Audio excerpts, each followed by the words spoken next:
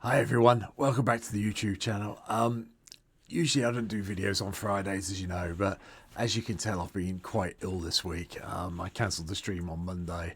I've had to cancel the stream that would have come out last night, Thursday night for me in the UK, because I'm just not well. But I wanted to make it up, so I've just jumped online. I've recorded this one. It's meant to come out next week, but I thought I'd jump online and record it today. So at least there is something coming up on Friday this week as well. So I am getting better. My voice is getting there. I can actually talk again now, so that's an improvement. The other videos this week were recorded before I got ill, but hey, these things happen. But I did want to do this one, so I'm just getting a little bit ahead of myself. So today's video is Minsc, beloved Ranger, green, red and white, or red, green and white as a colour pie should be.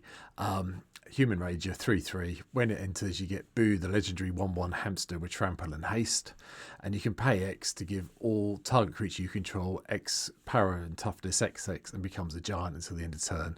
You can only activate it as a sorcery, but you know, it's still good fun, and it's one of the decks I did have come up randomly, so I figured, well, I'm feeling a little bit better. I can record something now, so let's get on with this and get this one out there. So here we go. Hope you enjoy this one, and I'm really sorry for not streaming this week. So, starting at the beginning, we have 4 Planeswalkers, starting with Garruk Wildspeaker, because A, I want to be on top land so I can pump up the X value for Minsc. B, I want to be having some creature tokens, so the Beast one comes into play. If we can do the whole overrun bit as well, that's great.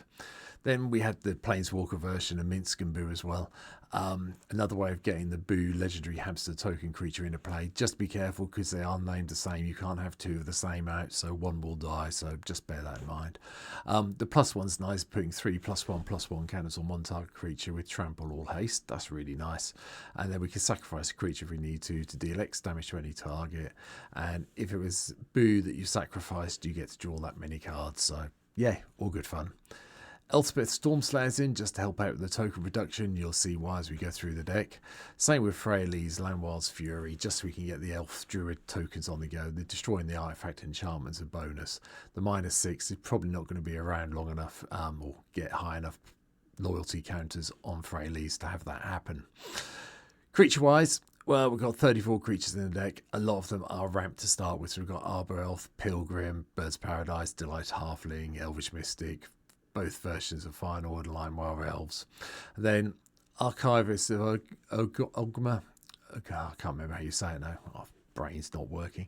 But it's quite nice. Whenever an opponent searches their library, you gain a life and draw a card. Bloom Tenderer to give us that extra mana ramp. Bristling Bill is a little bit of landfall fun to have some fun with some +1/+1 counters alongside Lotus Cobra, because we are hopefully going to be getting a lot of lands out so we can get the landfall trigger and get a bit more mana. Safiyen's Dotter's in as well, just so we can return things. There is an upside to this. We've got a little bit of a, get everything back from the graveyard if we need to as we go along this deck. So Safi's in. Steve's in as well to go and find those basics, and Voice of Victory so we can just have our turn without anyone disturbing us. The tokens are also quite nice if we attack and do the mobilize trigger as well. Girard, Mirror of the Wilds, is in as well to give all our creatures a way of tapping to create another token of something that's come into play this turn. It does have its upside as we go through the deck. And Kutzil Melmot Exemplar's in as well, because hopefully our creatures will have power and greater than their base power when they deal combat damage, so we get to do a bit more card drawing. Zavala's in to help with the mana ramping, and Yavimar Elder so we can go find those couple of basics when we need to, and if need be, sack it off to draw a card. Atalia Paladin Nest Tender is in. I just like this card, and I was in the right colours with Naya, so it's come in. Having the egg tokens die off isn't the end of the world as well, and if you've got Girard in play, getting a few more copies of egg tokens is always fun to make sure you start hitting your creatures even more. Beezer, the Bounding Spring, is just here so in case we get behind we can play them out and get back in a little bit level pegging. But one of the ways we're going to be looking at winning is with Byron's Stout Arm. We like giants. We like throwing giants around, especially if we've turned something into a giant with Minsc and just chucking it around for a red mana, and then basically, because it is Byron dealing the damage, you do get the lifelink trigger as well, so that's all good. And then we've got a few more giants. We've got Calamity Bearer in as well. If a giant source you control would deal damage to a permanent player, it deals double that damage instead, which is, if we're turning things into giants with Minsc, Beloved Ranger is just another way of getting that damage through. More token production with Myriad, so we get some birds that fly in the air, gives a bit of protection. Felidar Guardian, so we can blink things in and out if we really need to at some stage. Won't be the first time we've had to do it, but blinking stuff in and out is always sometimes useful in a deck like this, as we know. Especially if we've had to sack off Boo for some reason, we can blink Minsc, get another Boo in play, go it that way if we need to. Helea and Alina, the partners, are in just to pump up the power and toughness and give something haste, which is lovely. Especially we can get a couple of +1/+1 counters on here by hook or by crook, and just making sure we've got that nice big striker in play.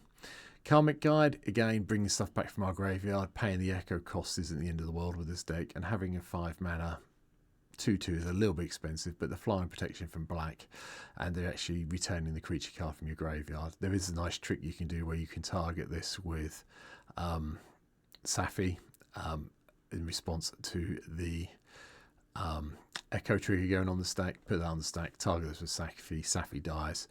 Karmic Guide goes, I'm dying. Oh, Safi's let me come back. I can bring that back. You can bring Safi back again, so you can keep the loop going if you need to. A bit like Revlark, but that's nicer because it brings back 2 target creatures with power 2 or less from our graveyards to the battlefield. So can bring back our elves that have been killed off, can bring back Steve, Voice of Victory, so on and so forth. And then a few more giants coming in there. So Inferno Titans here because it's just another big giant, and yeah, let's play some more giants. Rampaging Baloths give us some more tokens that we can copy with Girard if we need to at some stage. Sun Titan, another giant that basically brings back our permanents, as you all know. Avenger of Zendikar gives us a whole load of tokens. Omnath, Locus of Rage, gives us those lovely great big elemental tokens that when they die we get to do the whole let's lightning bolt a creature or a player. And then a bit of fun with Protean Hulk, so literally when this dies we can go and get 6 mana values worth of creatures from our library into play without having to pay for their casting costs. Really great fun if you've got Protean Hulk and Karmic Guide. When this dies you can do it that way and just bring back the Hulk again with the guide. Fine by me. And finally, Vaultborn Tyrant, because it's just another way of making sure we keep our life total and our card drawing on the go. Sorceries wise, well, we've got Farseek, Nature's Law, 3 visits to go do the ramping side of it. Eunice Decision comes in from Final Fantasy nowadays. Sacrifice a creature. If you do, draw a card, then put a creature card or land from your hand onto the battlefield, and or land. Or return 2 target permanent cards from your graveyard to your hand. A nice way of sacrificing some of the smaller tokens we might be generating off, say, Avenger of Zendikar, if we really need a way to sack off an elemental with Omnath, Locus and Rage in play to do the lightning bolt damage if we need to. The final sorcery, Shamanic Revelation, just so we can get the card draw on the go and gain some life. A couple of instants with Path to Exile and Swords to Plowshares. And then artifacts wise, the Elixir of Immortality is here to shuffle everything back in when it goes pear-shaped. The Soul Ring, Arcane Signet, Fellwell Stone for a little bit more artifact-based ramp. And then Birthing Pods, so we can go and sacrifice our creatures off and go and get other things into play. Just remember it's 1 up on the mana cost, so not the end of the world, but don't sacrifice any 7 drops up the top here because you're not going to be able to go and find anything, which would be pointless. And then, you know, we all like the Great Henge. It makes sense to have it in this deck for me today, so it's here again for this one. Enchantments, we have 13 of them, and a lot of them are fun. Utopia, Sprawl, Wild Growth are here to give us that little bit of extra ramp, especially with Arbor Elf. It's always fun just to play one of these on a forest, tap the forest for the extra mana, untap it with the Arbor Elf, and basically you're up a lot of mana quite quickly. Impact Tremors, because we're having creatures come into play and deal the damage to each opponent that way. Innkeeper's Talent to chuck around some +1/+1 counters and then basically do the whole ward bit, pay 1 green, get them up to the ward level. If we can get to level 3 and pay 4 mana, all the more fun for us.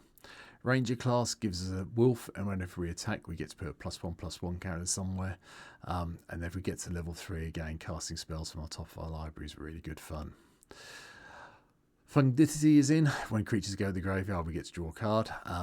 That is, anyone gets that, so just remember it's a kind of a world enchantment that everyone does it. It's not just your creatures, so yeah, all well and good, but just be aware of it. It does make your friends quite quickly. And then Garrick's Uprising, give all our creatures trample, which gets around a little bit of the downfall of Minsc here, because it only boasts up the power and toughness of a creature. So you do need to make sure they have trample as well to get through for the damage. Mael's area is also in as well. At the beginning of your upkeep, you may put a +1/+1 counter on each creature you control if you control a creature with power 5 or greater. Then you gain 10 life if you control a creature with power 10 or greater. And then you've got an alternate win condition here with a power of 20 or greater, you win the game. It's all good fun at your beginning upkeep. Rhythm of the Wild chucks around the +1/+1 counters as well, or gives things haste if we need them to have it that way. Graded good, we can sack a creature off and then to draw some cards and then discard 3, so we get through our library. And Pattern of Rebirth is going old school just because I do want to enchant this on some of the creatures. And when it dies, search that library for a creature card, put that card onto the battlefield, then shuffle your library. It's quite funny when you put Pattern of the Rebirth on an elf. People don't really know how to deal with it. You can just attack quite happily with the elf if you don't need the mana, and they get pinged every so often, but eventually they will kill it off, and then you go and find something even better. Because we're playing so many token generators, Cathar's Crusade seems a bit like a no-brainer to me having this deck, just so we can pump up our creatures even more and help out our meta. And then Mirari's Wake to pump up all the power and toughness and give us a bit more ramp with the land. From there, just the usual selection of red, green and white lands you'd expect to see in decks such as this. There's nothing particularly fancy here today. We have got Relic Tower in. We have got Sunhorn, Fortress of the Legion in, just so we can give a creature double strike, which is great fun if we've done this, got Garrick's Uprising out, and so we've got something that's trampling and is big and has got double strike. It upsets people quite quickly. And Yavimaya, Cradle of Growth is in as well. And that's it. Hope you've liked this one. Like I say, it's just a bonus one. I'm feeling still rough. There won't be a stream. There won't have been a stream last night by the time you see this, so this hopefully will make up for a little bit. Let me know in the comments what I've missed out. I'm sure there's some tricks I've missed out with some of the cards like Revlark and the Echo guy whose brain's already gone. Oh, Karmic Guide, that's the one I'm thinking of. So let me know in the comments what I've missed out, where the tricks are, but this is just a bit of a fun one for Naya.